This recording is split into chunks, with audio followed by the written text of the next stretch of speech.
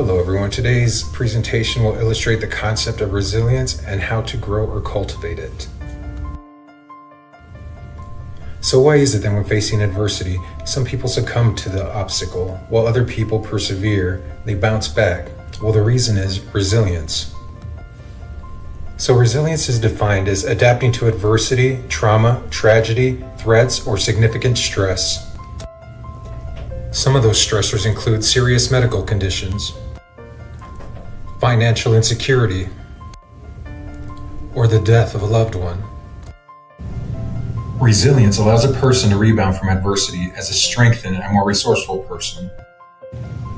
Resilience is what helps you put the pieces back together after you've experienced a setback in your life. Even resilient people experience difficulty or distress. Emotional pain and sadness are common in people who have suffered major adversity or trauma in their lives. As a matter of fact, the road to resilience usually involves considerable emotional suffering. One of the key elements in resilience is having caring and supportive relationships that create love and trust and provide role models that offer reassurance. This helps grow a person's resilience. One of the key factors that leads to resilience is the ability to make realistic plans and take steps to carry them out. Another key factor is having a positive view of yourself and confidence in your strengths and abilities. The capacity to manage strong feelings and impulses is also very important. And last but not least are skills in communications and problem solving. So now that we've learned a little bit about resilience, let's find ways to cultivate it. One of those ways is to make connections. It's important to have good relationships with close family, friends, or other people in your community. It's important to offer your help, but it's also important to be able to accept other people's help. It's important to realize that problems can be solved. You can't really change what happens to you, but you can change the way that you perceive and the way you react to those events. It's also important to realize that change is a part of life. And while we can't change all the circumstances, there are some that we can change, and we should focus on those rather than dwell on the things that we can't fix. To grow your resilience, it's also important to move towards your goals. Develop some realistic goals, and each day set out to accomplish the smaller things that will eventually lead to your major goals. It's also important to take decisive actions during adverse situations rather than running away from your problems. Another way to grow your resilience is to look for opportunities for self-discovery.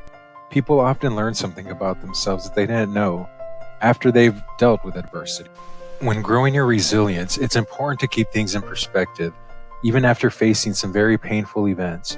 Remember, for every dark night, there's a bright day after. An important part of growing your resilience is having hope.